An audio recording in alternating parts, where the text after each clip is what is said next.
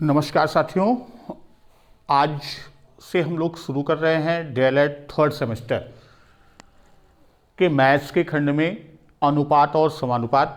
आपका जो course content है उसके प्रत्येक चैप्टर को यहाँ हम लोग देखेंगे। आपकी परीक्षा के पहले मैथ्स का पूरा चैप्टर भी ख़त्म करेंगे और साथ ही साथ बीच बीच में आपको टेस्ट भी प्रोवाइड कराएंगे और मॉडल पेपर भी देंगे। तो आज शुरू करते हैं गणित का पहला चैप्टर थर्ड सेम में, जो आपका अनुपात और समानुपात का खंड है, जिसमें आज हम लोग अनुपात के बारे में जानकारी करेंगे कि अनुपात है क्या और अनुपात से संबंधित जो आपके प्रश्न आते हैं वो कैसे आते हैं। तो चलिए हम बात शुरू करते हैं। यदि हम आप देखें तो हम आप अपने व्यवहारिक जीवन में, जो हमारा आपका दिनचर्या है, दैनिक जीवन है, वहाँ हम प्रतिदिन कुछ चीज़ों का, जैसे हम आप बात करते हैं छोटा बड़ा का, कम ज़्यादा या कम अधिक की बात करेंगे, और दूसरी तरफ हम हल्का और भारी। तो ये एक सामान्य दैनिक जीवन में या प्रतिदिन के व्यवहार में हम आप इस तरह के बहुत सारे हम शब्दावली का यूज़ करते हैं, या यूँ कह दें कि इन तुलनात्मक शब्दों का प्रयोग करते हैं। ये शब्द कैसे हैं? यदि आप देखें तो ये शब्द आपके कैसे हैं? ये आपके तुलनात्मक शब्द हैं, और इन शब्दों का हम आप अपने दैनिक जीवन में कहाँ पर प्रयोग करते हैं? हम आप अपने दैनिक जीवन में इनका निरंतर प्रयोग करते हैं। तो यहाँ जब हम आप दैनिक जीवन में प्रयोग की बात करते हैं तो हम करते क्या हैं इन शब्दों से? जैसा हमने कहा कि ये किस प्रकार के शब्द हैं, ये तुलनात्मक शब्द हैं। तो हम आप जो तुलना करते हैं, यदि आप देखें तो इस तरह में हम आप दो तरह के तुलना करते हैं, यानी दो प्रकार से तुलना करते हैं। एक अंतर के द्वारा जो तुलना हम आप करते हैं वह किससे करते हैं? हम आप एक अंतर के माध्यम से करते हैं, यानी तुलना का माध्यम क्या होता है? अंतर। और दूसरा तुलना हम आप भाग, या इसी को हम आप कहते हैं गुना के माध्यम से। अब अंतर और भाग, इसमें क्या प्रमुख अंतर है?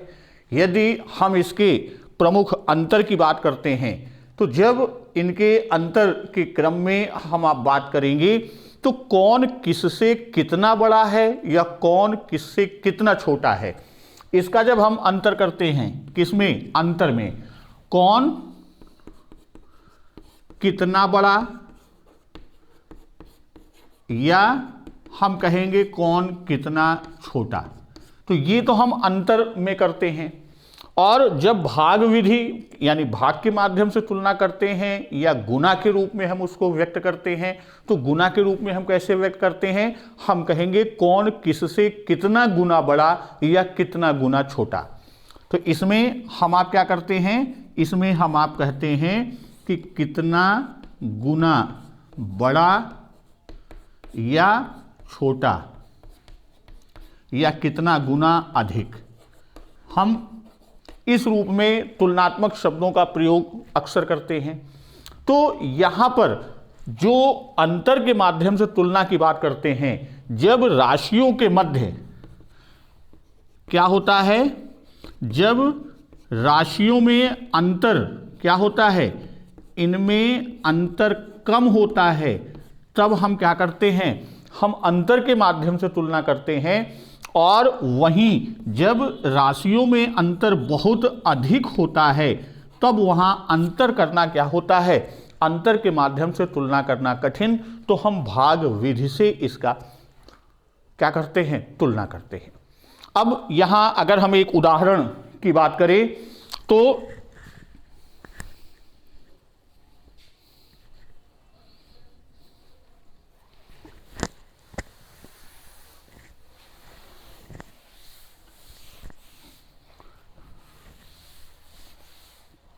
यदि हम एक उदाहरण लें कि एक बालक की उम्र 10 वर्ष, यहाँ एक एग्जाम्पल लेते हैं अंतर और भाग विधि की, कि एक बालक की उम्र कितना है, एक बालक की उम्र 10 वर्ष तथा पिता की उम्र, किसकी, उसके पिता की उम्र 40 वर्ष है। अब हमको यहां पर बालक की और उसके पिता के उम्र की तुलना करनी है। तो यहां हम अगर देखें तो यहां हम भाग विधि द्वारा इसका तुलना करते हैं कि जब हम भाग द्वारा इसका तुलना कर रहे हैं भाग द्वारा, तो अब यहां पर क्या हो जाएगा, पिता की उम्र में पुत्र की उम्र का भाग, यानी दोनों राशियों में से एक दूसरे का भाग दे देंगे तो ये क्या आएगा, ये आएगा 4/1। तो हम इसको लिखेंगे क्या, हम ये लिखेंगे कि पिता की उम्र बालक से 4 गुनी है। बालक से कितना, 4 गुनी, बालक से 4 गुनी अधिक है या ज्यादा है। तो इस तरह जब हम देखते हैं तो हम भाग विधि द्वारा तुलना करते हैं। और यहां पर यह चीज आप देखिए कि दो वस्तुओं की तुलना करने पर, जैसे दो उम्र हमने लिया 10 वर्ष और 40 वर्ष, किसकी किसकी, बालक की और पिता की। तो दो वस्तुओं की तुलना करते समय यदि उनके गुणात्मक अंतर अधिक हो, वहां पे हमने वही बताया कि इनमें क्या हो, गुणात्मक अंतर अधिक हो, तो भाग द्वारा तुलना करना अंतर द्वारा तुलना करने से अधिक उपयुक्त होगा या अधिक अच्छा होगा। किस रूप में, जब किस रूप में कि दो वस्तु की तुलना हमें करनी है, दो राशि की हमको तुलना करनी है, तो करते समय उनमें गुणात्मक अंतर, कौन सा अंतर, उनमें गुणात्मक अंतर क्या हो, अंतर अधिक होने पर, गुणात्मक अंतर अधिक होने पर हम क्या करेंगे, हम जो तुलना करेंगे वह तुलना किसके द्वारा करेंगे, वह तुलना भाग विधि से आसान होगा और अच्छा होगा, या यूं कह दे उपयुक्त होगा। और हम ये जान लें कि यही जो हम भाग विधि से तुलना करते हैं, तो भाग द्वारा तुलना करने को अनुपात कहा जाता है। अनुपात है क्या, भाग द्वारा तुलना करना, भाग द्वारा तुलना करना क्या है, अनुपात है, करना अनुपात है। अगर आपसे एक नंबर का प्रश्न पूछा जाए कि अनुपात किसे कहते हैं, तो यहां हम सीधे से भाग द्वारा तुलना करना क्या है, अनुपात है। अभी इसके हम बारे में और जानेंगे, या यूं कह दें कि भाग द्वारा तुलना करना अनुपात कहा जाता है। अब दो समान राशियों को कितने गुना में व्यक्त करने को अनुपात कहते हैं। अब इसी को हम और परिभाषित कर लेते हैं।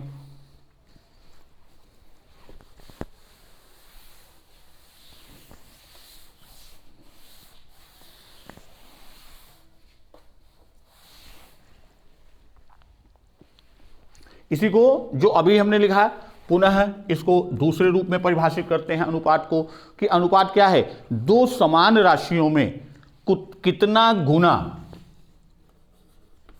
दो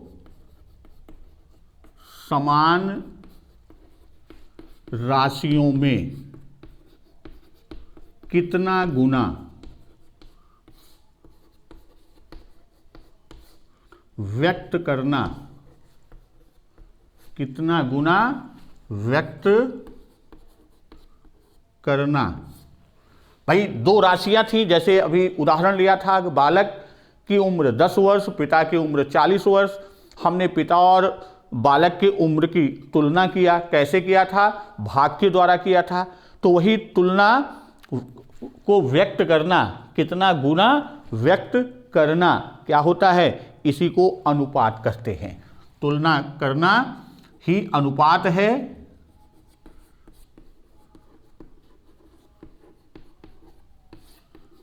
या इसको इस तरह से भी हम परिभाषित कर सकते हैं कि दो समान राशियों में कितना गुना व्यक्त करने को अनुपात कहते हैं। ये आपके ऊपर, आप किस तरह की शब्दावली प्रयोग करते हैं वो उस तरह से आप इसको लिख दीजिए। भाव एक होगा, थीम एक होगा, कॉन्सेप्ट एक है, लिखने की शैली आपकी अलग अलग है। तो अब यहां अनुपात जो है, इस अनुपात के किससे, ये जो चिन्ह होता है इससे हम क्या करते हैं? ये अनुपात के चिन्ह, अनुपात का चिन्ह ये है, या यूं कह दें कि अनुपात को इस चिन्ह के द्वारा प्रदर्शित करते हैं या प्रदर्शित किया जाता है। तो ये क्या है? ये अनुपात का चिन्ह है। अब यहां अनुपात दो संख्याओं की भाग द्वारा तुलना है। अब इसको और रूप में हम समझते हैं। अनुपात क्या है? कि दो संख्याओं का भाग द्वारा तुलना है। इसको भी हम देख लेते हैं। अनुपात दो संख्याओं का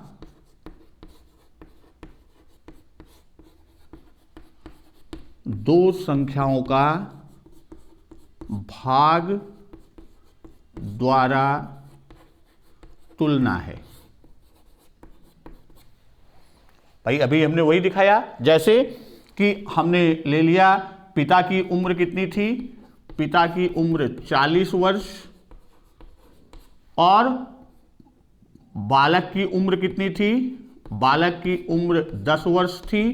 तो हमने बालक और पिता के संख्याओं में क्या किया था? भाग दिया था। तो ये आपका आया था 4:1।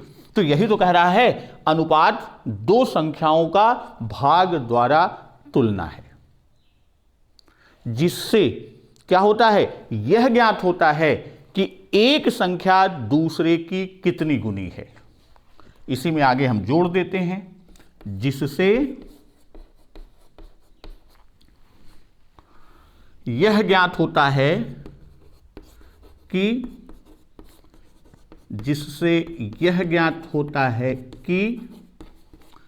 एक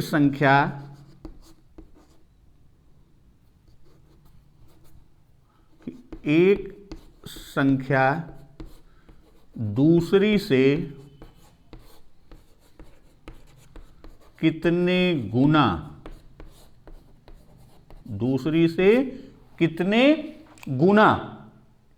अधिक है या कम है।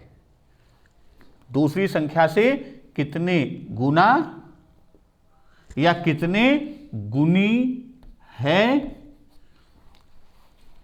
या उसका कितने अंश है, कितने अंश है। अब यहां पर कितनी गुनी है या उसका कितना अंश है या कितनी भाग है, या इसको हम कह सकते हैं कितने अंश है या कितनी भाग है। ये तो आपका अनुपात हो गया। अब यहां इसको हम थोड़ा सा उदाहरण, एक एग्जाम्पल लेके समझते हैं।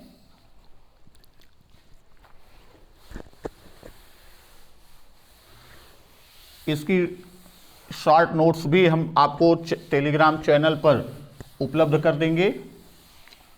वीडियो के 1 घंटे बाद आपको इसकी शॉर्ट नोट्स मिल जाएगी। अब हम बात करते हैं, जैसे यदि कोई संख्या हम 2 ले लें, यदि एक संख्या क्या है? यदि एक संख्या a और दूसरी संख्या b है। भाई एक संख्या क्या है? एक संख्या a है और दूसरी संख्या क्या है? b है, जहां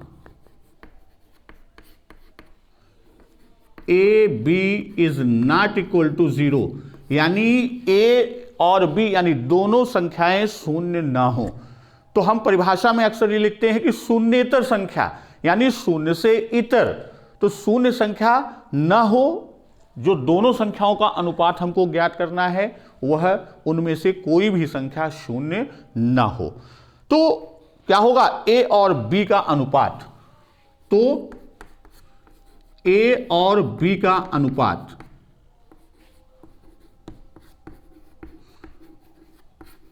तो हमने पढ़ा था कि क्या होता है, संख्याओं का भाग, तो a बटे बी, या इसी को हम कहेंगे a अनुपाते b। यही तो हुआ।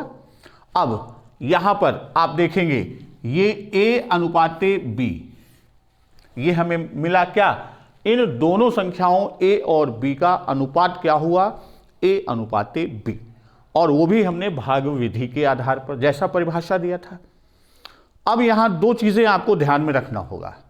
a अनुपाते b में a और b क्या हैं, इसको a अनुपाते b में a और b क्या हैं, ये अनुपात के पद होते हैं।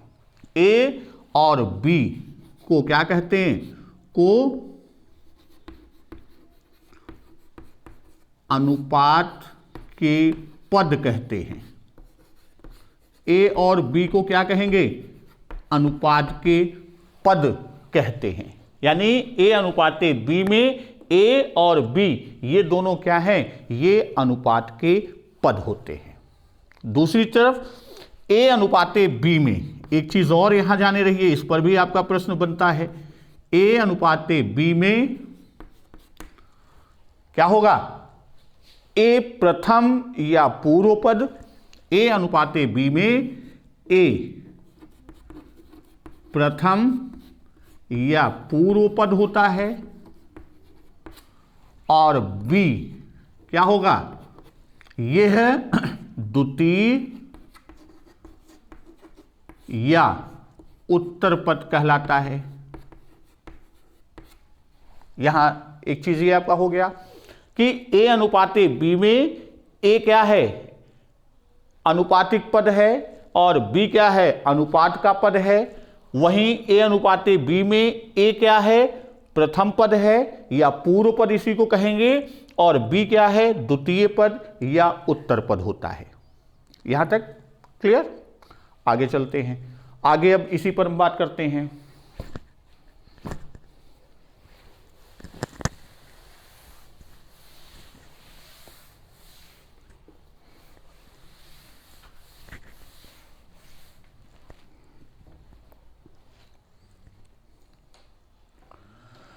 अब यहां दो चीजें, अगर हमें अनुपात किसी भी दो राशियों के मध्य अनुपात ज्ञात करना है तो हमको दो चीजें ध्यान में रखनी होंगी।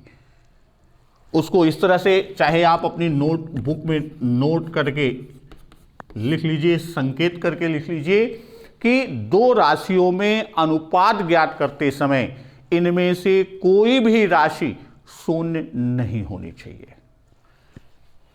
क्या, अनुपात ज्ञात करते समय,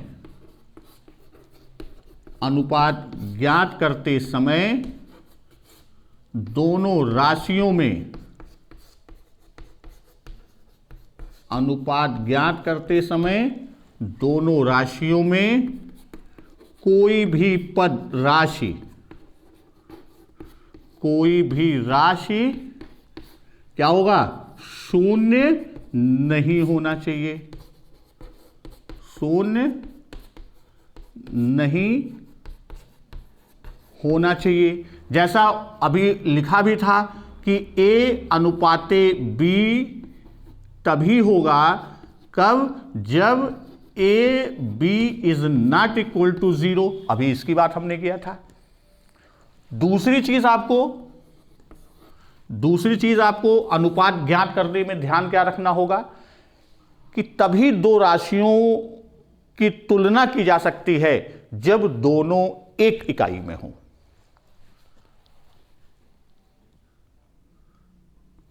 दो राशियों की तुलना तभी की जा सकती है, दो राशियों की तुलना तभी की जा सकती है जब दोनों क्या हो, एक ही इकाई में हो, जब वे एक ही इकाई में हो।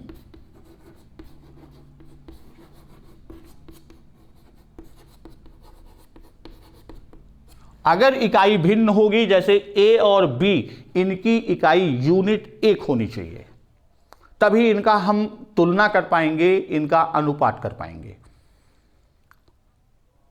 अब यहां हम एक उदाहरण, जैसे एक कमरा है, मान लीजिए एक कमरा है, कमरे की लंबाई, एक एग्जाम्पल इस पर भी हम ले लेते हैं कि एक कमरा है तो कमरे की लंबाई 8 मीटर है और उसकी चौड़ाई कितना है, चौड़ाई 500 मीटर है। तो हमें लंबाई और चौड़ाई का अनुपात ज्ञात करना है। तो लंबाई और चौड़ाई का अनुपात कब ज्ञात कर पाएंगे, जब, सॉरी, ये 800 मीटर नहीं, ये 800 सेंटीमीटर है, 500, 8 मीटर और 500 सेंटीमीटर है। तो हमको क्या करना होगा, या तो 800 मीटर को सेंटीमीटर में बदलें या 500 सेंटीमीटर को मीटर में बदलें। तो यहां हम 500 सेंटीमीटर को मीटर में बदल दें, अर्थात ये 5 मीटर होगी, तब हम कहेंगे कि लंबाई अनुपाते चौड़ाई क्या हो जाएगी, ये आपकी हो जाएगी 8/5, अर्थात 8:5। अर्थात इनके मात्रक अलग थे, इनकी यूनिट इकाई अलग थी, तो हम अनुपात नहीं कर सकते, उनकी तुलना नहीं कर सकते। तो इसके लिए हमको क्या करना होगा, हमको उसे एक इकाई, एक यूनिट या एक मात्रक में परिवर्तित करना होगा। अब चलिए हम आगे बात करते हैं किसकी, आगे हम इसी अनुपात में व्युत्क्रम की बात करते हैं। भिन्नों में हम लोगों ने व्युत्क्रम भिन्न पढ़ा था, तो अब अनुपात के व्युत्क्रम की बात हम करते हैं।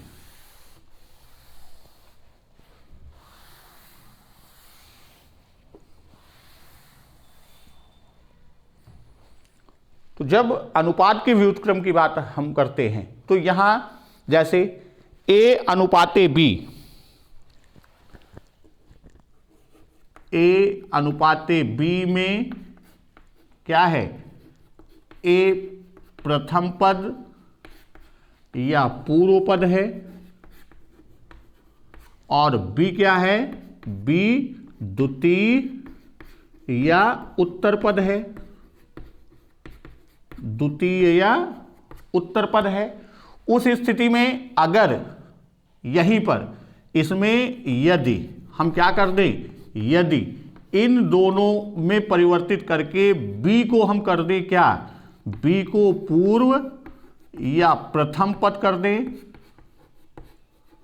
और ए को क्या करें, ए को उत्तर या द्वितीय पद कर दें, तो इस स्थिति में यानी इनके आधार पर जो अनुपात बनेगा, जब अनुपात बनेगा तो वह क्या बनेगा, B अनुपाते A। तो ये क्या होगा, B अनुपाते A अनुपाते B का व्युत्क्रम अनुपात होगा, उसका व्युत्क्रम होगा। तो यहां हम ये कहेंगे कि A अनुपाते B का व्युत्क्रम,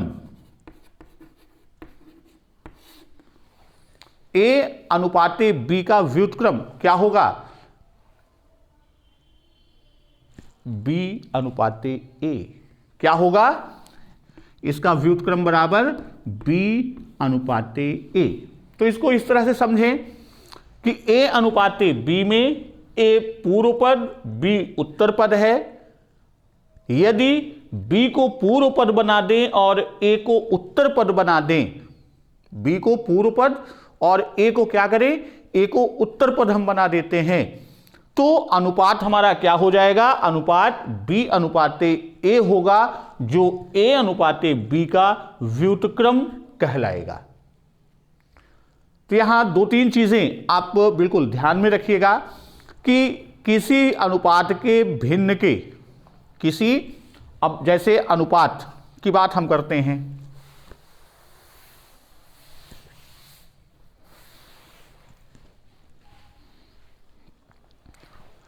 मान लीजिए हमने अनुपात लिया A अनुपाते B, तो A अनुपाते B का भिन्न क्या है, इसका भिन्न रूप होगा, भिन्न नहीं बल्कि इसको हम कहें भिन्न रूप, तो इसका भिन्न रूप क्या हो जाएगा, A बटे B।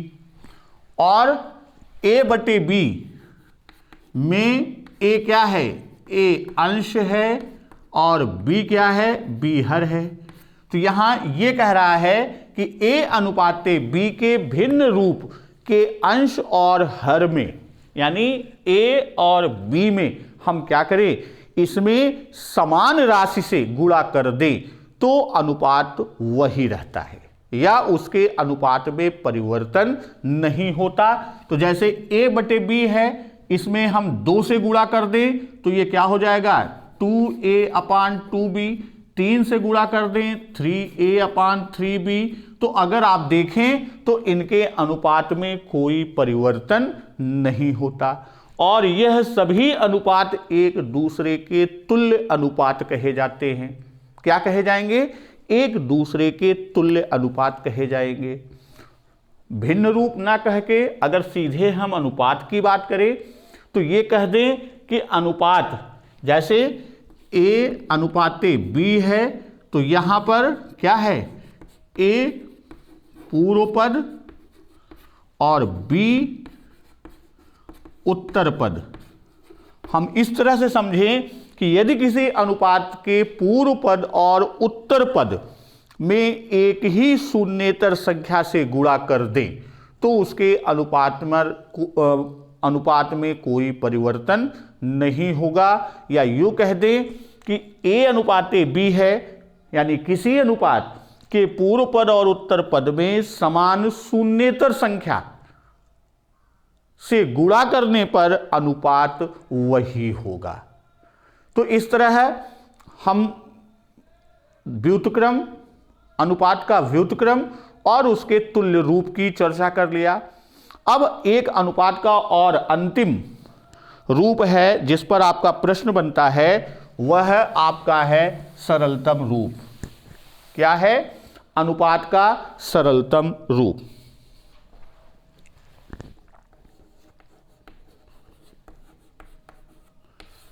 अनुपात का सरलतम रूप।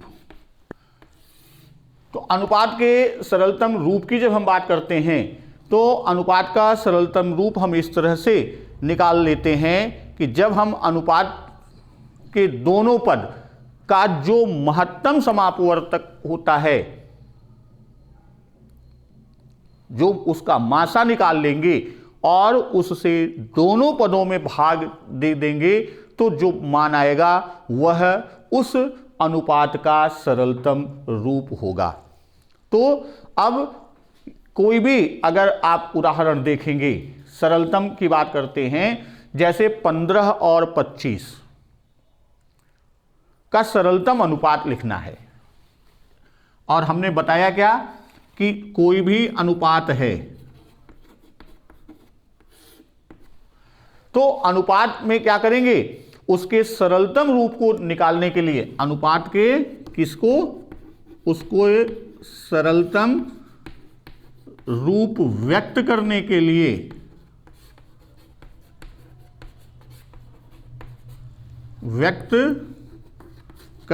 लिए दोनों पदों यानी पूर्व पद और उत्तर पद दोनों पदों के मासा महत्तम समापवर्तक से भाग दे देंगे।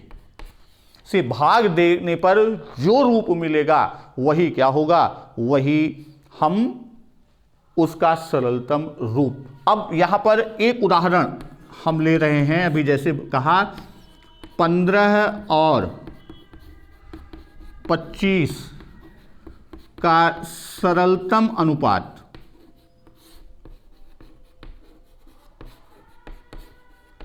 क्या होगा, हमको ये ज्ञात करना है। तो हम यहां जानते हैं कि 15 और 25 का अनुपात, 15 और 25 का अनुपात क्या होगा, 15/25, ये तो इसका रूप हो गया। अब यहां हम जानते हैं कि 15 और 25 का मासा, 15 और 25 का आप मासा निकालेंगे तो वो कितना आएगा, 5 आएगा। तो हम 5 से विभाजित कर दें दोनों को, दोनों पद या भिन्न रूप में अंश और हर को मासा से विभाजित कर दें, तो यहां 5 से काटेंगे तो 3, यहां काटेंगे तो 5, तो इसका सरलतम रूप क्या होगा, 3/5, और सरलतम अनुपात क्या होगा, 3:5। इस तरह से हम किसी अनुपात का सरलतम, तो इसको इस तरह मासा न करें, तो हम उसको अंश और हर को तब तक काटते जाएं जब तक वहां पर कोई और उसका लघु रूप न मिल सके। यानी अंश और हर जब तक किसी समान राशि या समान संख्या से विभाजित होता है तब तक हम विभाजित करते जाएं, और जब एक रूप मिलेगा कि किसी समान राशि या संख्या से विभाजित नहीं हो रही है, तो वह स्थिति क्या होगी, यही भिन्न का सरलतम रूप भी हम ज्ञात करते हैं, तो यही उस अनुपात का सरलतम रूप होगा। तो आज के खंड में इतना ही, कल हम लोग बात करेंगे समानुपात। नमस्कार, वंदे मातरम।